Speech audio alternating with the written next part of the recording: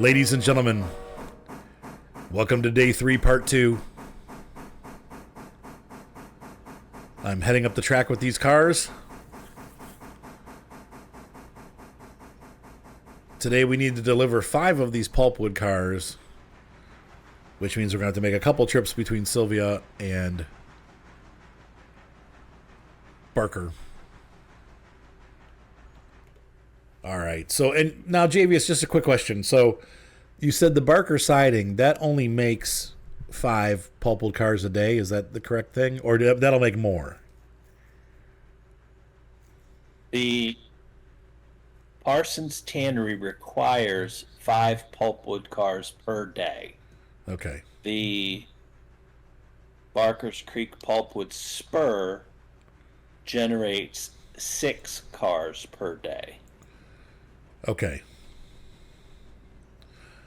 So if I have a 6-car filled, It'll take it. There's storage at the tannery. Okay. All of them have. It's a minimum of 5, but you can have more. You can haul at 6, and okay. You shouldn't get too far ahead of yourself. Okay. I was just telling Javius it's going to be a while before we can afford that Mikado. It's a long-term goal. You also, we got passenger revenue. We should be able to generate at least $1,000 a day in passenger revenue, but you got to put in the time to do it. Ugh. You only need to make one run at each station. Yeah, but making more makes money. Right. I usually will I'll make one run, hit every stop, and try to go from end to end. Oh, that's smart. Because it's going to cost me the same amount of fuel and water to make the run. Right. But if I can fill by weight and fill all my passenger seats and get the max. I haven't done the math to see if,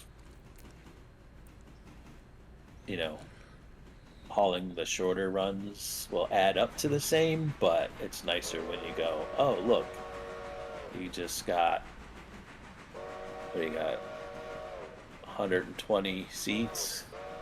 So, when it pulls into the station and you get $360 for your load. Yeah, it's worth it.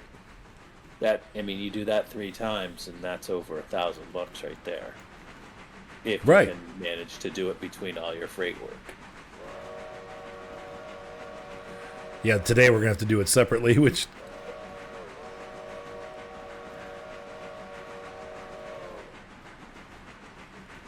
That's all right. It's just after 7 a.m.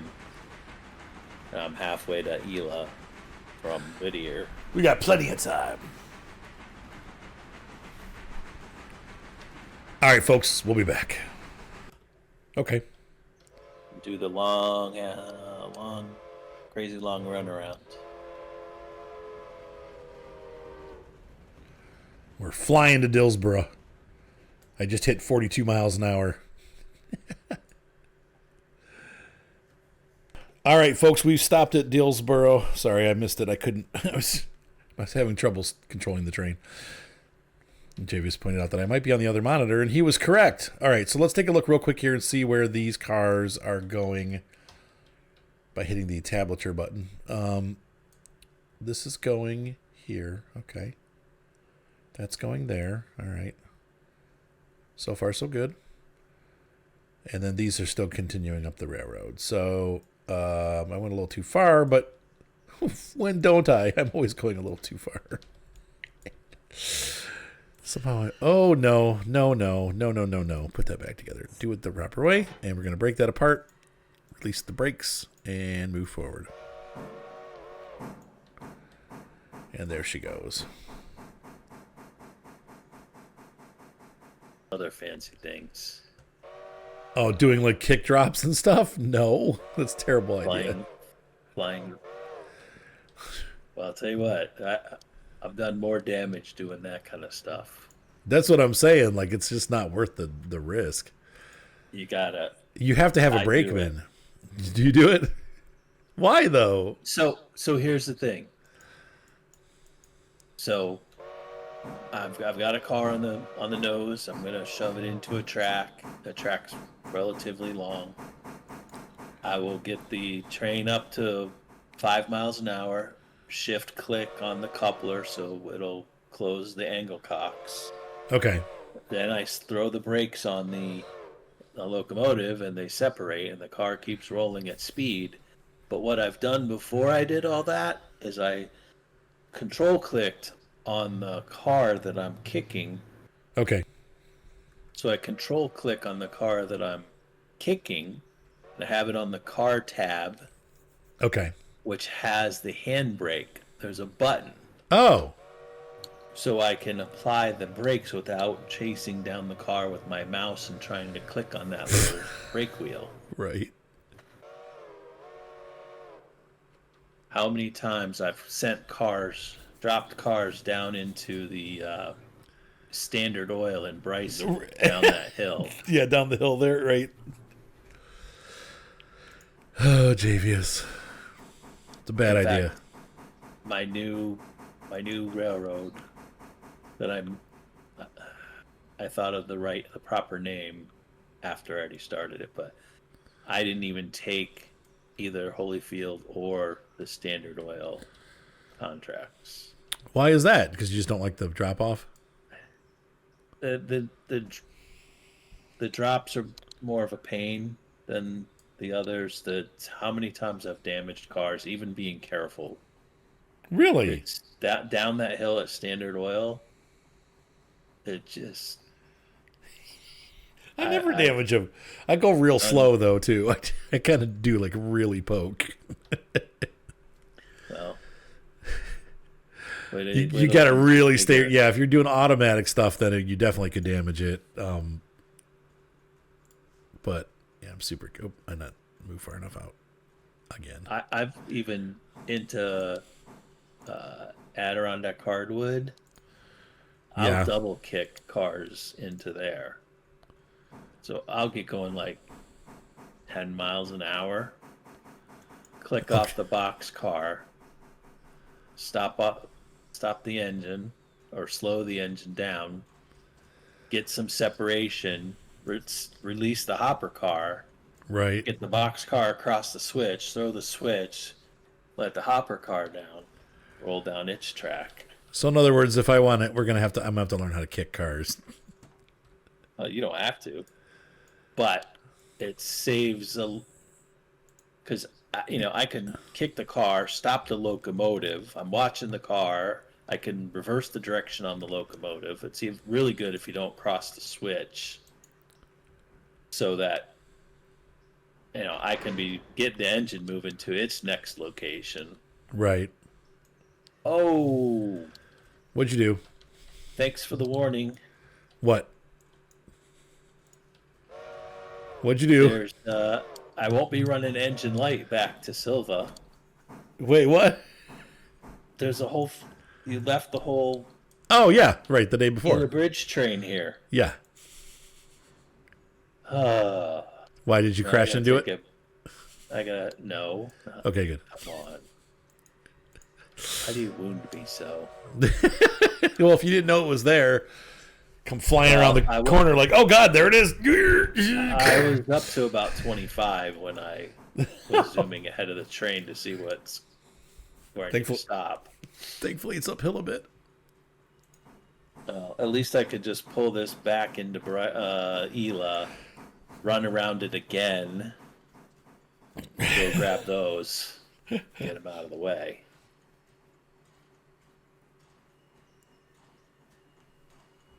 Yeah, that would have been not good. That would have been 100% damage if I would have hit them. Whoopsie. All right, this was delivered. Speed. $4. So how does the timely bonus work? It seems kind of confusing to me. Like it doesn't really. I can help. I know the answer to that question. Oops. So if you click on the eye and look back at your locations, look at Parsons Tannery just because it's on the top. So okay, hold on a second. All right, hold on. Hang on. Doing what? Oh, okay. I am going to Parsons Tannery. Now it says bonus 632% for timely delivery. What that means is if you deliver the car to the location it's going to on the first day after it was dropped off at the Okay. interchange, you will get a 6% bonus. If you Oh, drop it okay. off on the second day, you will get a 3% bonus. Okay, so trying to Third rush day to is 2%. Okay, so trying to rush to get them done in the morning is not, you don't need to do that. The morning, no. It's the day. Okay. It's Because there, I was, and when on my other one, I was thinking, man, I got to get these cars out of here now, and it's like, oh, actually, really, you don't. Apparently, I like to get them out. I like to get them spotted as early as possible, so they unload as early as possible, so that I can get them back to the interchange. okay, And Whittier Sawmill, especially because I get paid for when I spot those cars, and I get paid for when I drop them at the interchange. right. So, Now you don't get bonuses when you return them, though, correct. but when you drop them, you do. Another thing I found out, because you were asking me that one time about, do you have to take the cars back right away? Right. Well, no, you don't have to get them to the interchange right away. But if you have a car that's flagged to get pulled out of an industry Yes. and you leave it overnight, your reputation takes a hit. Oh, so if once it goes to return to interchange, you want to make sure you do that the same day. You want to, yeah.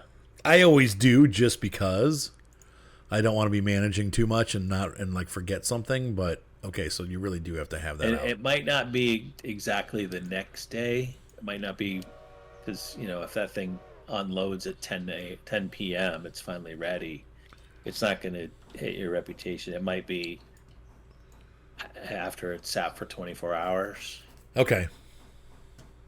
I think on the second day is when I wasn't expecting it. So when I was like, why did my reputation go down? I didn't hit anything.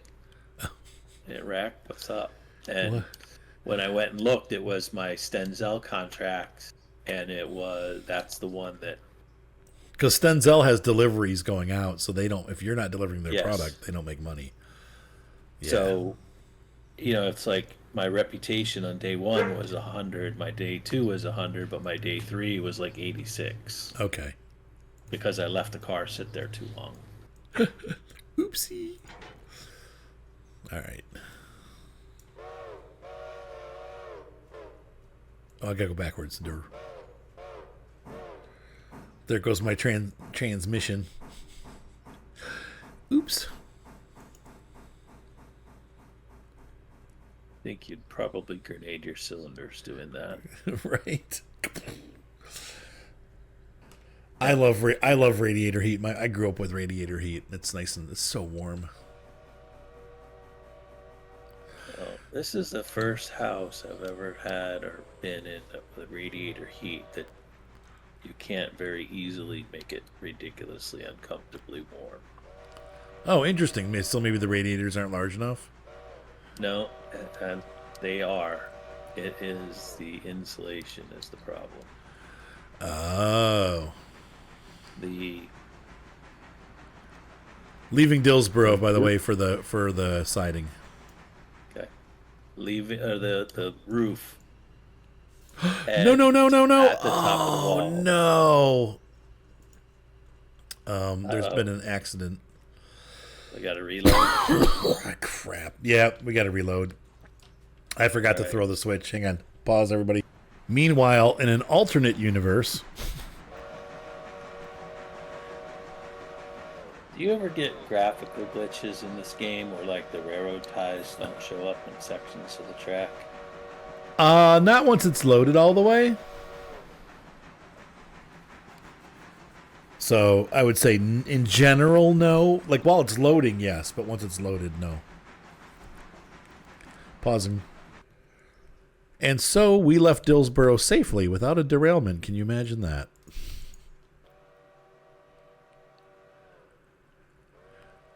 Is that a You road have to going edit over? that one. Edit what? What are you talking about? I said you didn't. No. What? Okay, so that's not a... I was wondering if this upper thing was a rail line also. It looks like a rail bridge, but apparently it's not.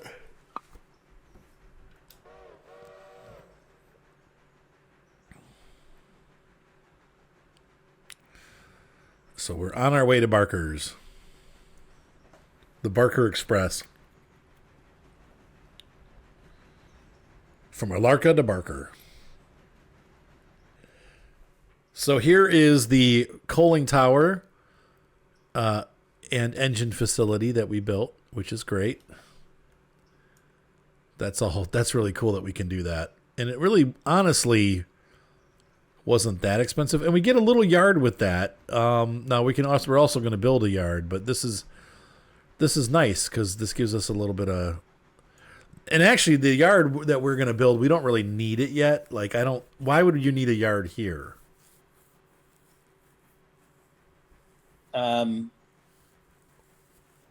I think because it's got the engine service Okay. there. Pause. So you've got the engine service there, and when you build the yard, it gives you 3 tracks, 3 pretty long tracks, double-ended. Yeah. Is the addition of the yard. Okay, so you itself. can do some switching around there. So it's kind of like, all right, you got your interchange, but it's almost like Dillsboro's kind of that end of the railroad. So like you'd run from Dillsboro to Bryson, and then Bryson to Alarka, where you have decent sized yards where you can break apart trains and do what you need to do and build trains and service engines. Okay. Kind of like division points is the way I see it. Okay. We're approaching Cowie. I haven't gotten things busy enough that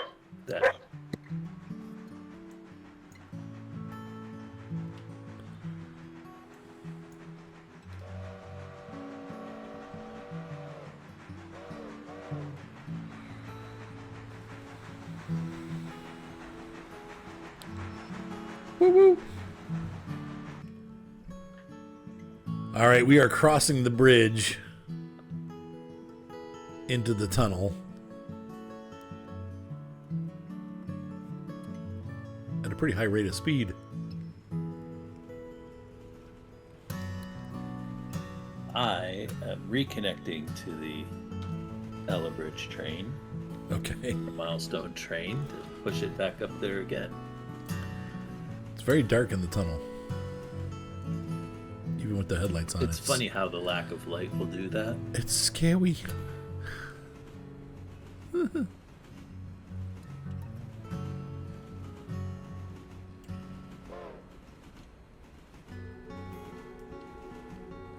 Spooky tunnel. And all covered in coal and soot. All right, let's take a look at our map and see where we're headed. So it's before Barker's, correct? Yes. All right. If you're unfamiliar with the route, I'm unfamiliar with the route. So it looks like we're going to go left, right, and then into Barker's.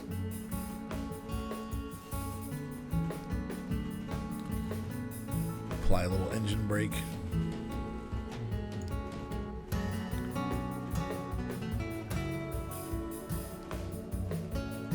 All right. Sorry. We're talking about the Chesapeake Bay Bridge. Yeah, I wouldn't want to work in that tunnel. That would be enormously frightening. Okay, we gotta really slow down because this is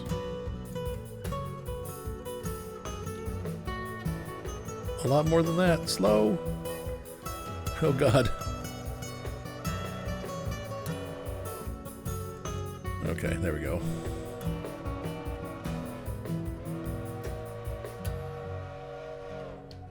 It's on a little bit of a downhill here, and so we were flying down that hill. I was running down that hill. Yes. Yeah.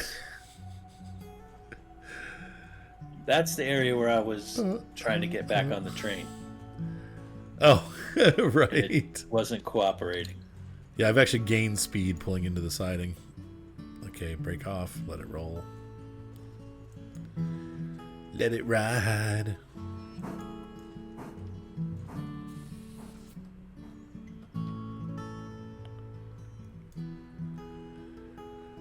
The RRRR.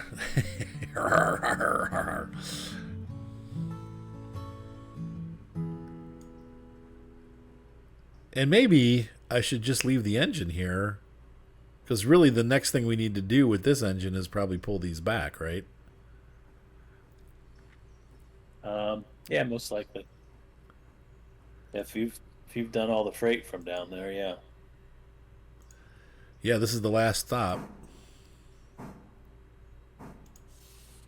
So once I get around, so the bridge milestone train has been delivered. Okay. Oh, they're already Gonna loading up. hook up to yesterday's to take back to the interchange, and then I'm going to go up and check the log train. Okay. And to think we haven't even started passenger service yet. An hour and a half into the day. Right?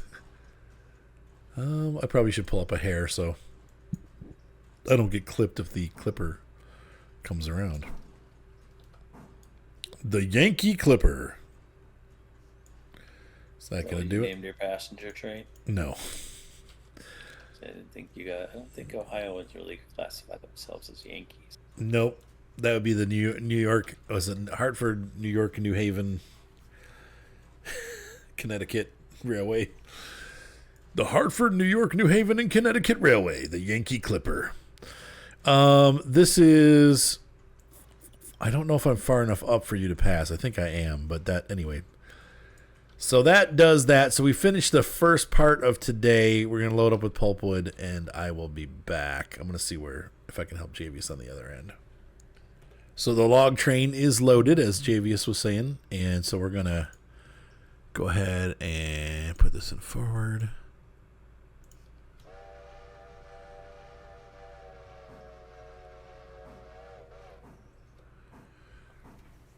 And we're driving the old school mogul.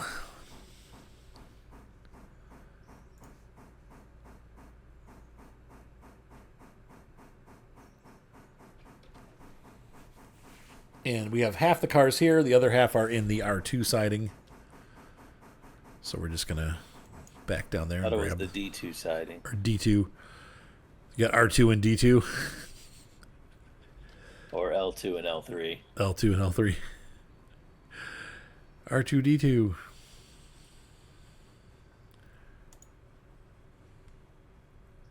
And they have the C3 siding and the PO siding.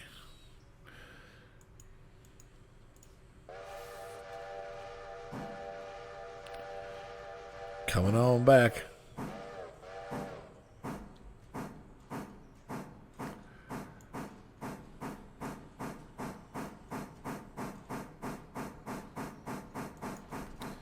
Departing Ella for Whittier. Okay. Good little train.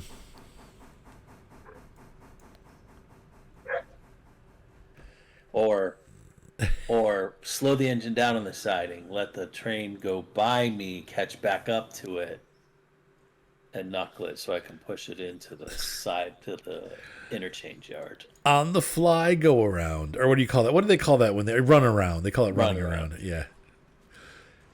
Doing it in motion. That is definitely a risk. I cannot say that I have not done on the run. Oh, you've actually accomplished it. Run around. I have. Not with a full long train, just one car. How much damage did you do? None. Amazing. Just got to keep the speed. I mean, when it's time to couple, you just got to make sure that. And they're only about 2 mile an hour different. Come on, baby. Oh, man. I went past the siding to pick up the other logs, and now I'm trying to push back up the hill. Oh. Yeah, that's a little tough of a push right there. He's struggling. The 10-wheeler has a little bit more tractive effort, but it still struggles right there. See, I'm the stupid one. If they gave me some ridiculously slow Shay, I would be using that on this run. This is a good spot for a Shay for sure. What do you think about the Mikado logging engine? I've only seen it in somebody's video, and I didn't really watch it. Only their thumbnail. I think it looks bizarrely weird. Like a waste of the tank. I don't know. It's. I haven't run into a situation where I need the space that you would gain by not having the tender. Right. Because I don't think it has a tractive effort bonus, which it should. Oh, because it's the water tanks over the drivers, you should get more tractive effort out of this. Oh, because the weight's over the top of the drivers, right? Yeah, but when I look at in fact, it's the opposite. It's got less tractive effort. The tank is a K28, whereas the logging or the standard Mikado is a K35. So 28,500 versus 35,400. That's a huge cutback. It has better adhesion, but that's about it.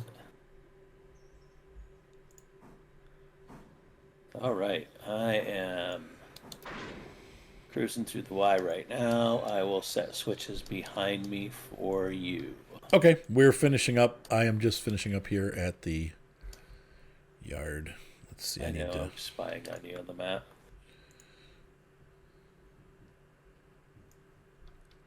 Says I got a broken hose somewhere. Where is that?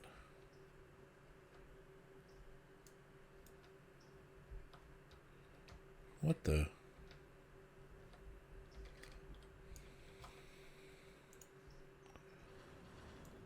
Where is that happening? One? Doesn't it show you? You got the little mark on the... Yeah, but it's not... There's no broken hose. Two more this way? I must not have connected them properly. There we go. I must not hit shift when I did it. Yeah, gotcha. So I think that's what did it in. All right, so now we're going to go ahead and give this engine orders. Road, reverse, and 25. And the AI pilot, the AI engineer will blow the horn and take the train back down the hill so we don't have to worry about it. And you are switched all the way to the fusee. Okay. By the coaling conveyor. Thank you, sir. All right, guys, we'll see you at the bottom.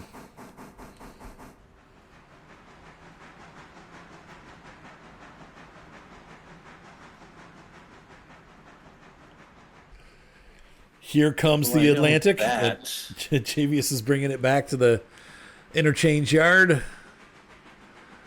These are the leftovers from the Ella Bridge. I'm curious to see if he'll fit past our siding. Just be careful when you get near Barker. I think you'll be fine, but... And Javius is flying down the mountain.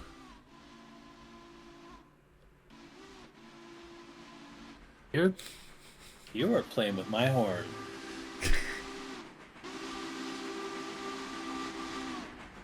Well, at least they know you're coming. Well, I'm jumping ahead to... Ooh. I'm departing the siding, or the passing track. Okay. Let's see if Javius whacks into our engine here.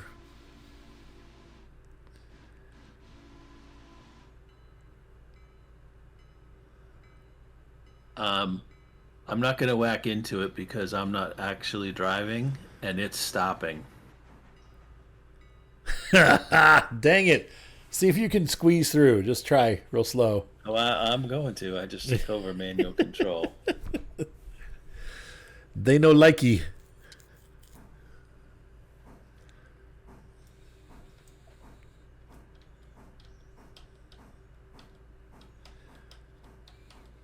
Stand here and see if you can.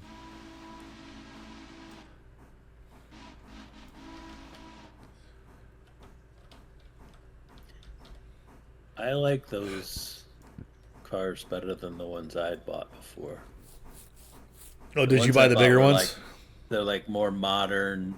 Yeah, the 70 ton. Yeah.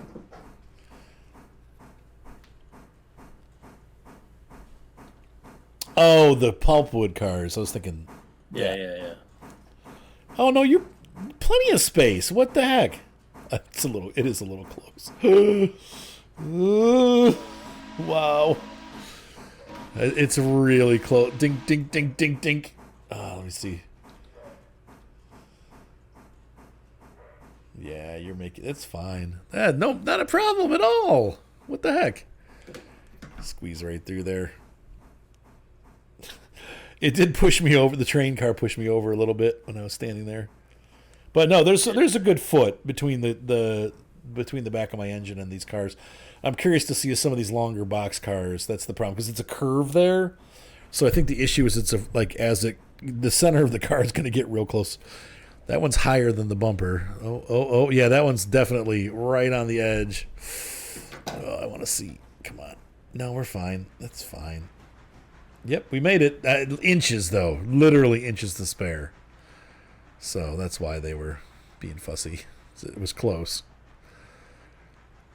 Maybe it's the same AI Honda uses for my collision avoidance. That's This is kind of a cool feature now that Javis has joined me in the multiplayer. I'm riding with him on his train. I can even grab the vessel.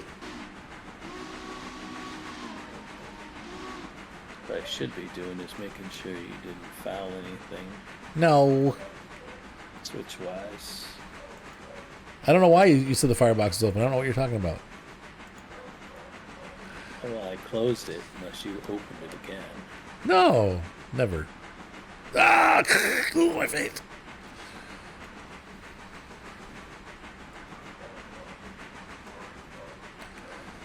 That's pretty sweet. Ooh, we're going over the trestle.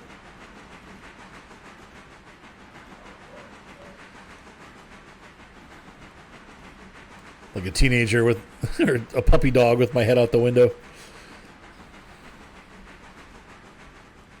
Here's our new engine service facility. If you need to turn your engine around, this is the place to do it.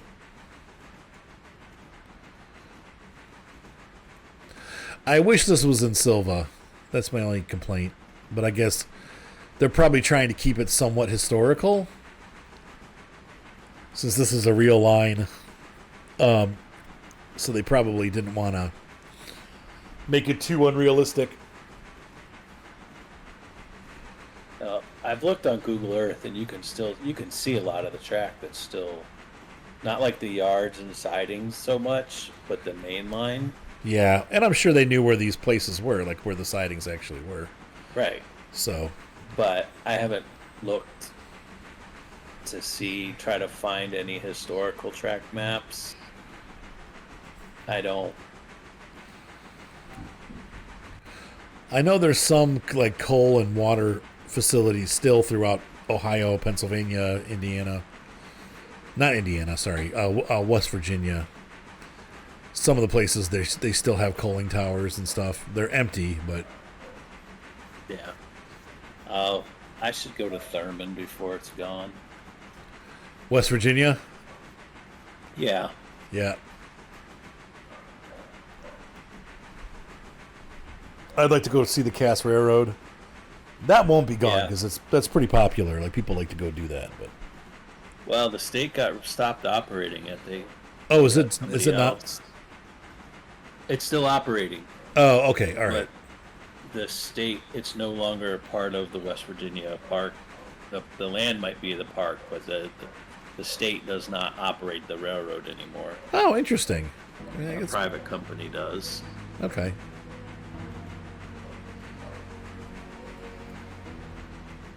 Where'd you go? We've got no engineer. Yeah, you're gone.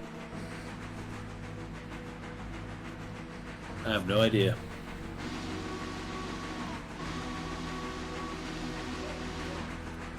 I'm like, why isn't he blowing the whistle? And I looked over, and there was no engineer. It's like the Twilight Zone. Coming in on... Is this Silva here? Yeah. He's not going to make it. Oh, he made it.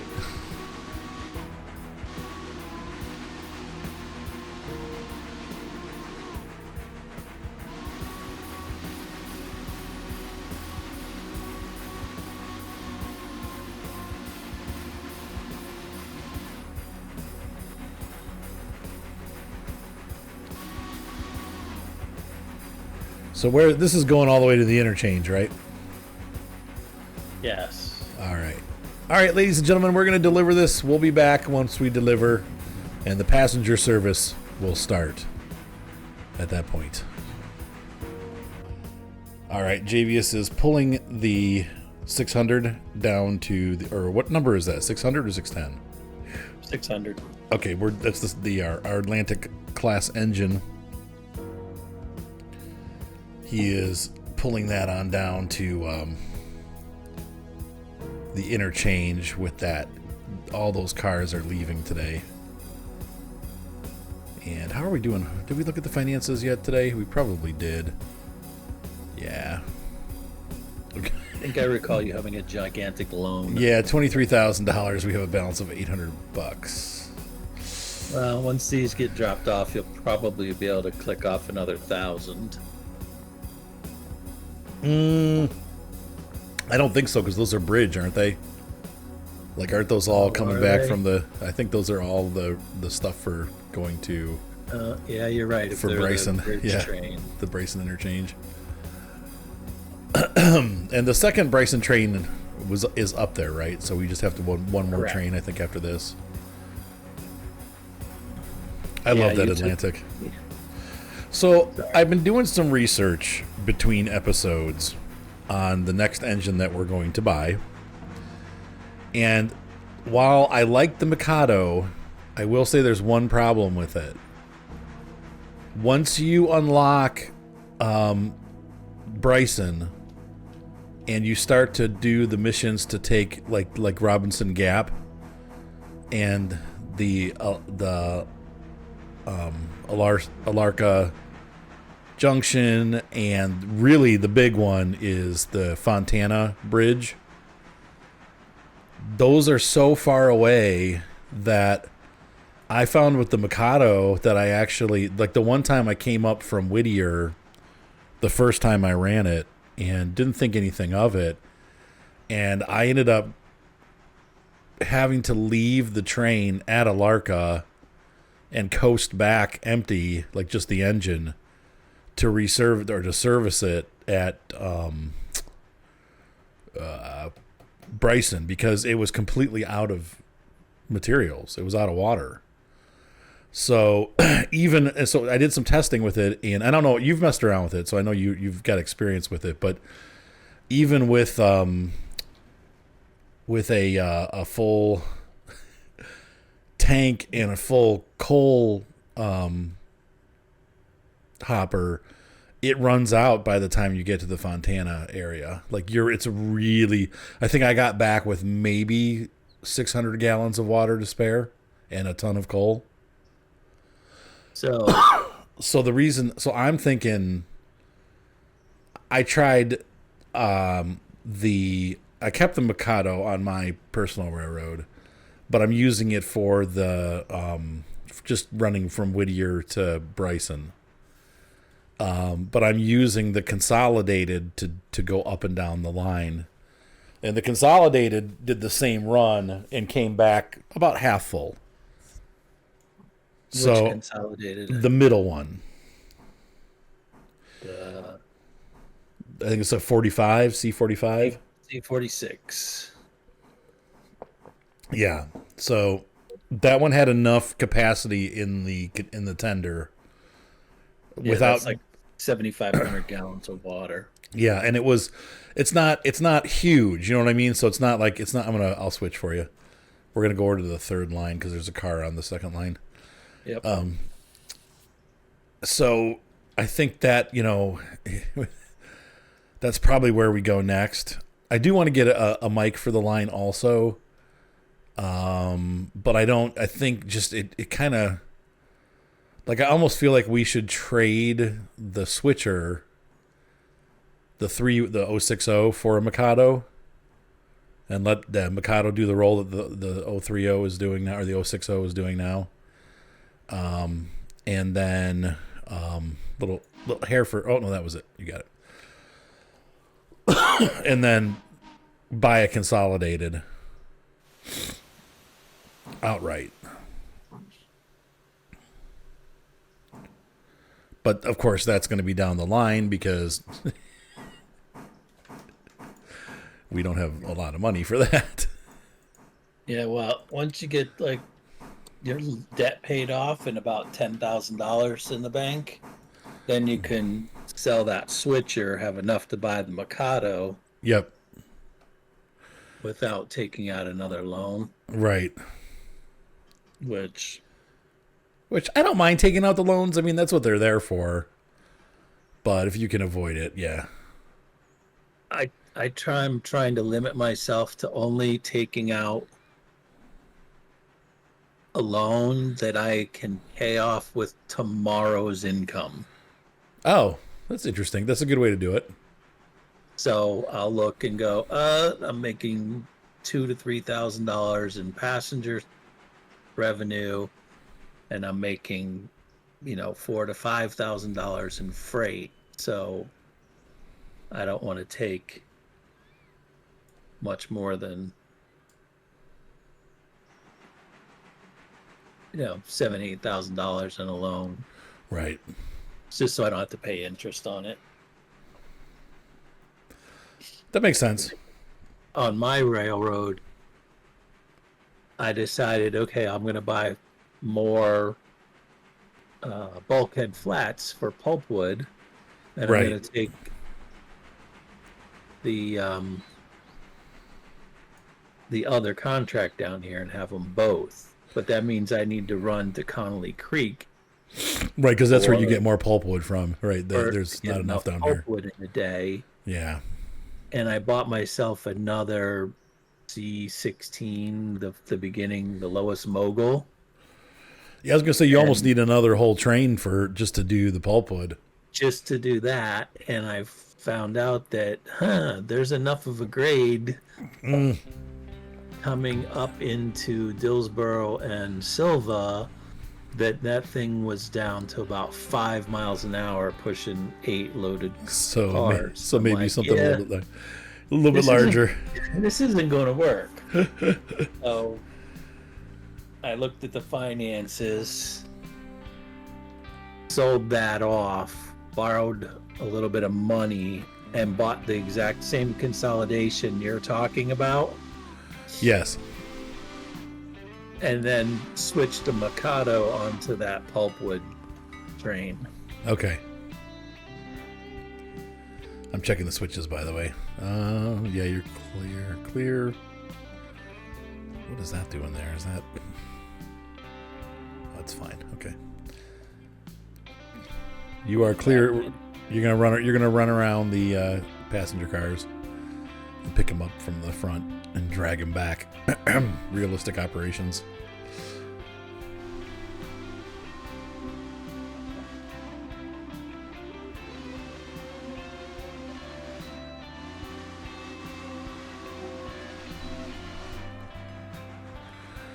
That's such a cool engine. Yesterday, I watched a video on YouTube, and it was pieces of video of movies shot in the early 50s. Okay. And on the Chesapeake and Ohio Railroad. And it basically went through like every class of steam engine that they had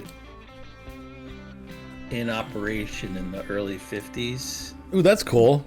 And showed examples of it. Now, I think, aren't these,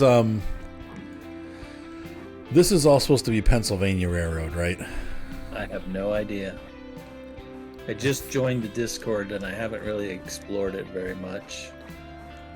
I think this is supposed to be all equipment that ran on Pennsylvania, which is why I think having the red windows is a Pennsylvania Railroad thing. It's really hard to tell from black and white photos. Yeah, I think you're right. But I think that's PRRs to have the windows red like that. I could be wrong though, but I think that's what they are from. What I found really interesting, besides just the old videos, blurry and grainy and everything as they were, was it was showing diff brakes. You were seeing actual operations. You were seeing freight drags, coal drags, passengers, mixed trains. Okay. Locals, and so to see, you didn't change. You kept the default brake setting, didn't you? What do you mean? In one of the recent updates, they changed the braking and added some different options, and the new option is much grabbier than the stock, the original one. Oh. But the original one seems more realistic. I think I feel like compared to normal train simulators, like it's already not grabby enough or too grabby, I mean. Like I feel like even as it is, it seems like the trains stop on a dime. Or I think in real life it takes them a lot longer to stop, but maybe not. Maybe that really is. They just seem to be able to stop really, really quickly. Well, the lighter the load, the better they work.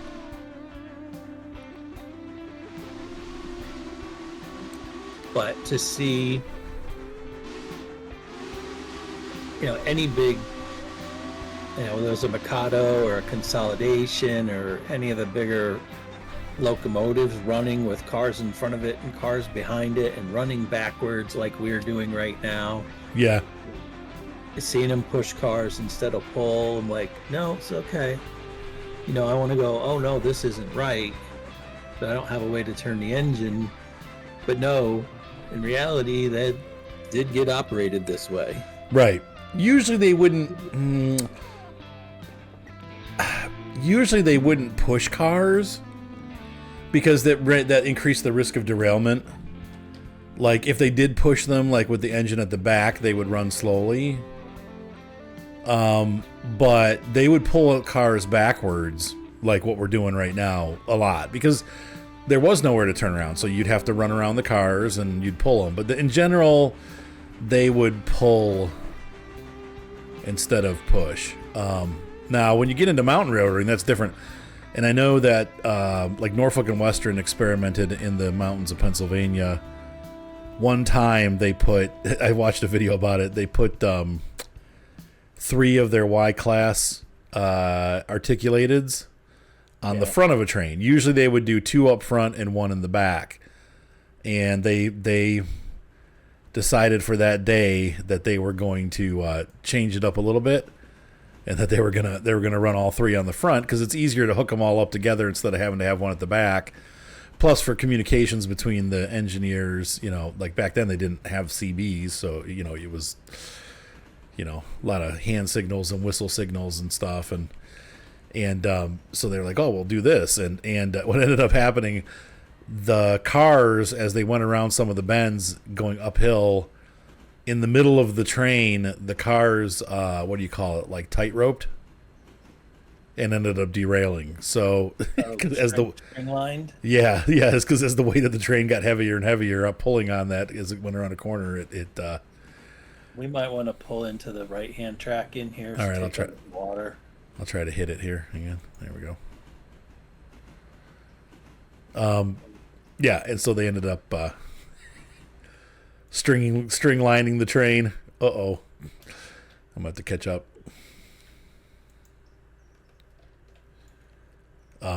Yeah, so that happened, but it was kind of a cool video to watch. But yeah, so normally they would put 1 engine or 2 engines on the front and 1 on the back pushing. I want to open the little.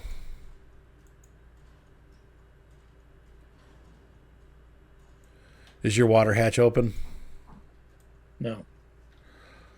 Okay. I didn't think I could reach it from the cab. I got it.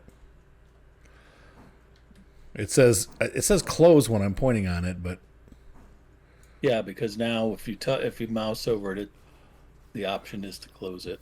yeah, it's weird. I just have close and close.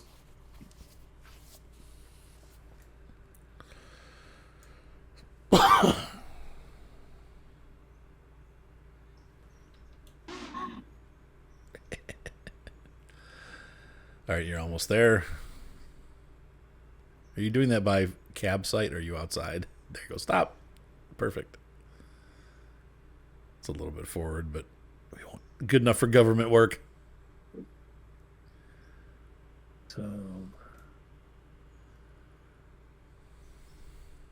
So if you go into the company, Yeah. the I, settings, and features, Features. Okay. now you have simulation and braking force. Oh, okay. So low makes it harder to stop. Low makes it like it used to be. Yes. What do you want it on? Low. So you like it so it stops faster? No. I like it so it's harder to stop. Okay. More realistic. If you were seeing what I was doing, every time I touched the brakes, the thing stopped. And I'm like, whoa. That's why when I realized that you hadn't changed that setting. Yeah. Normally I like the way that they have the options for the blocking. Yeah. Like mostly blocked, blocked by destination, somewhat blocked, hostile. I'm not ready for that. There's not enough yard. There's not enough tracks down there. Right. For me to turn on hostile. And this is our biggest interchange, right? So there's not going to be a bigger one. Correct. You can add the 3-track yard up here at Dillsboro. But you have to drag all that stuff up here, yeah, and then. But even I have it set on the first one, blocked by destination, and it still takes me a half an hour to take apart the train and build it back the way I want it to be. Right. I mean, honestly, though, I mean, that's the FedEx way of doing things, right? Take everything to a single hub, split it up, and then it goes off to its everything. Everything comes there, and everything goes from there. You're gonna have to do the switching moves to get on the opposite end of the cars or split the train apart. You're gonna have to do that, whether you do it out on the line at each stop, right, or if you do it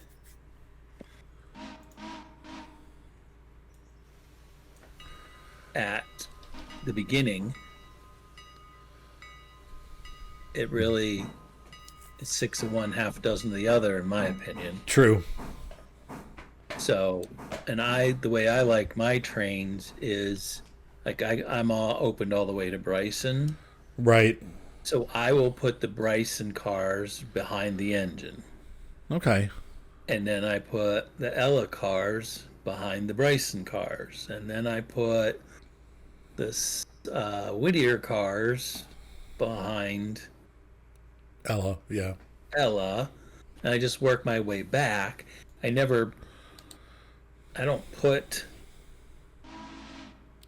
the I just pull the Silva cars for the tannery and the paper board. I just take those and switch them out ahead. Once I get them separated out from everything else, I just go and switch them out. Okay.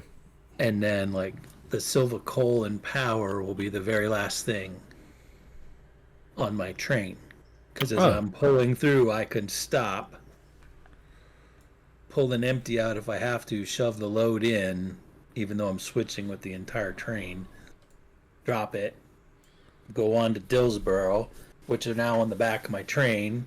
So I pull into the siding, run around the train, pluck the cars off, do my switching in Dillsboro. Right.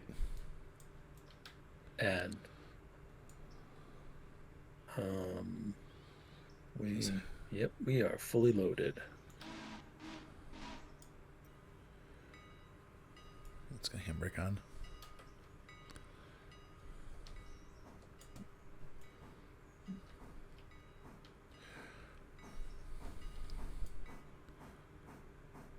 Dillsborough.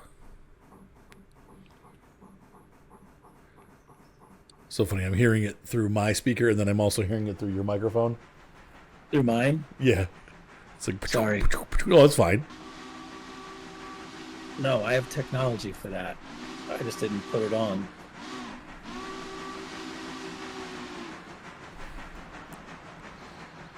Oh, cameras. The pivot's way back. All right, you're in my headphones now. Hello.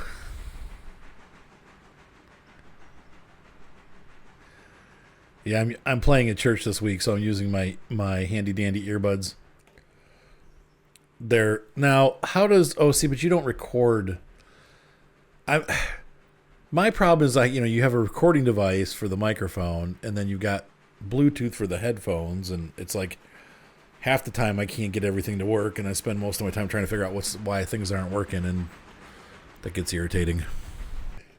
So, are you saying that I'm fussy? Do I have to say it? Oh no, you don't have to.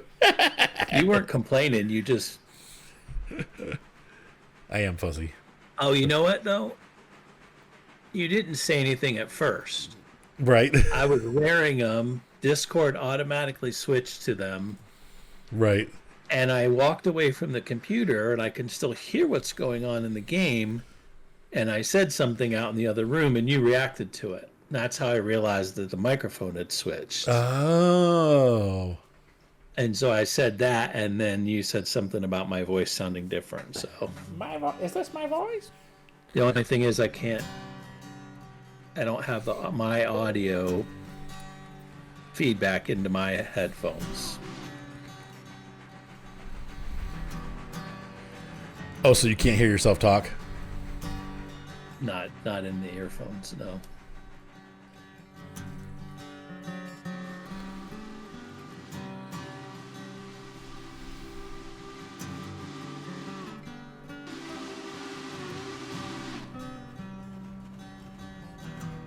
That is a tight fit.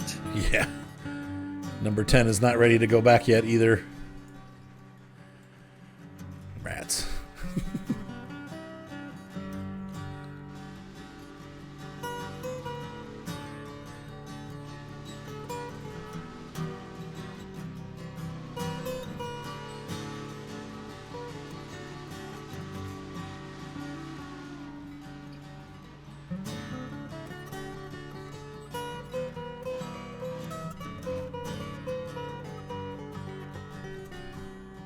And we've arrived at Wilmot. Let my passengers go.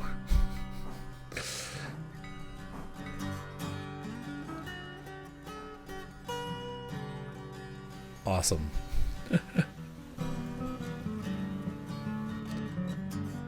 And we're ready to depart.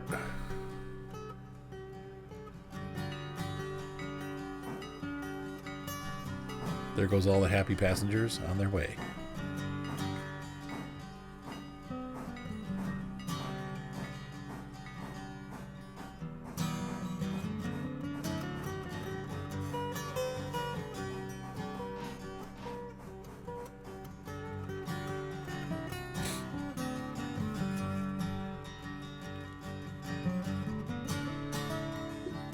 So switching gears to flight sim. Flight sim. I know you were. I've seen. I don't watch that many of the flight sim videos at this point, but there was some like add-on service that you had that like Yes. was almost like a career mode kind of thing. Yes, that is going to be. There's several of them available. It seems to be the best one, but it's also the most expensive, of course. It's made by Aerofly, which are the same people that made. I'm lots of different stuff. They publish a bunch of stuff for Farm Sim, including originally Straw Harvest. But they also make add-ons for Flight Sim, and it's called what the heck is the name of that? I gotta think offhand. Hang on. It's not PDMG. I can't think of the name of the product. Hang on a second. Going to lose its appeal. Like just flying around loses its appeal. It'll lose its draw for me.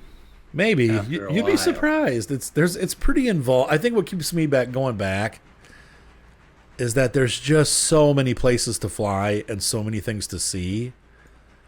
And so I don't ever run out of interest because there's always somewhere new to go. And mostly I just fly around the United States, but I really get a kick out of flying places that I've been and seeing them from the air and being like, oh yeah, there that is, and I remember that, and it brings back good memories. Well, I thought a whole lot of it wasn't like accurate. No, it's pretty. The big cities, anything like bigger than.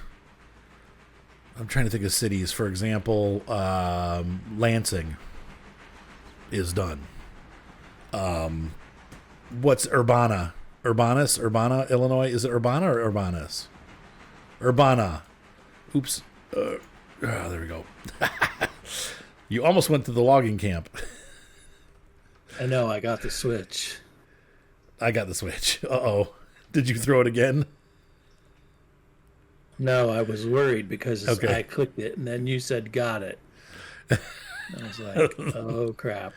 It's Urbana, isn't it? Yeah, Urbanus is the ship in Last Exile. Urbana is the city in Illinois. And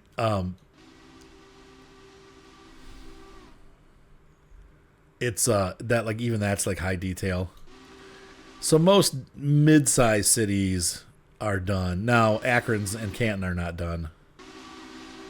So but Cleveland, Columbus, and Cincinnati are all real cities. So if they're bigger cities, they're going to be finished.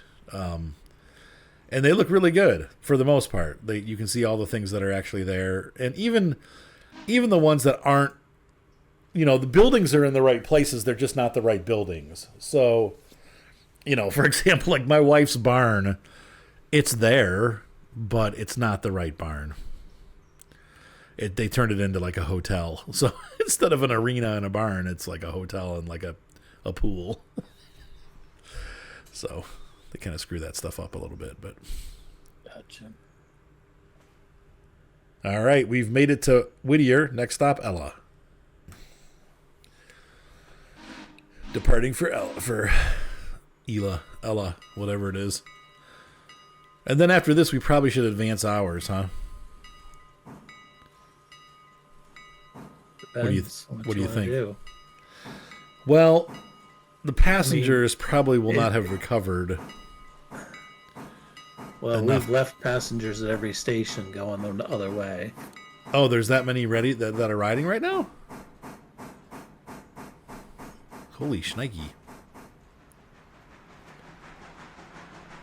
Running my passenger train out there is just not that. It's not worth it. Profit. So once you get, let's take a look at the map. Instead I'm just moving my camera around lots. Map. Okay. So if we get it, we're gonna go. We get to Bryson, and then they don't really. So you got the Alarka, and you can go to Alarka, the city, which is first yard. So after you do Bryson. Yep. Then you do the bridge outside of Bryson, which gets you to Alarka Junction. Right. Then I think after you do the Alarka Junction or the Alarka Y, yes, it opens up the Robinson Gap coal. Yes. Then Robinson Gap's actually open before then. Once you get the tracks up to Alarka, then it's open. Yes.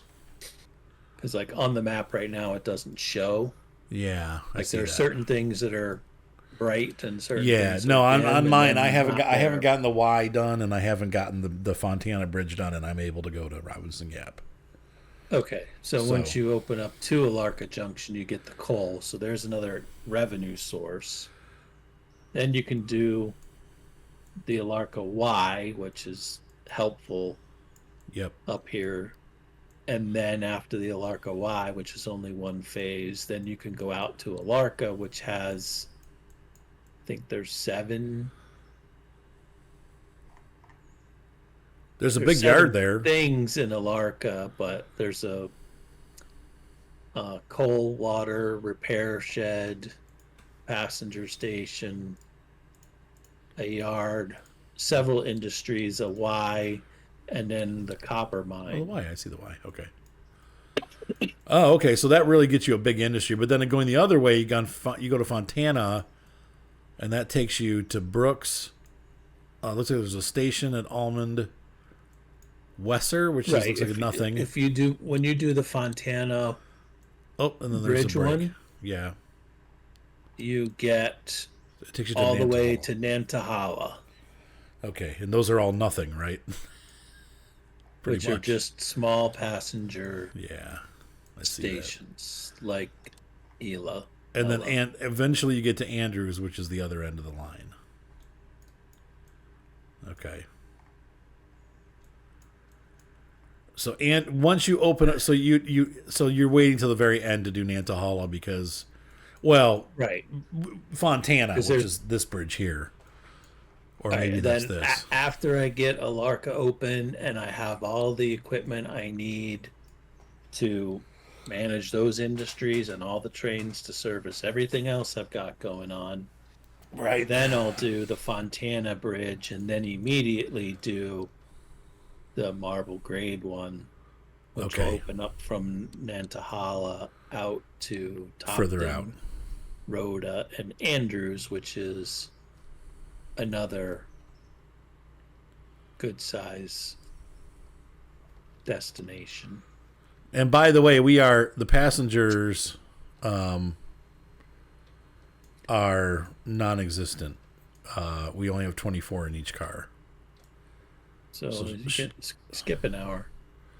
All right, so we're going to skip an hour, folks. And I think that does it for this episode. So we've kind of gone into, well, we're still in the morning, gosh. But now we're going to start moving towards the end of the day. So I think the next video will be us just pretty much ending the day and moving on to the next. So we're going to say goodnight here.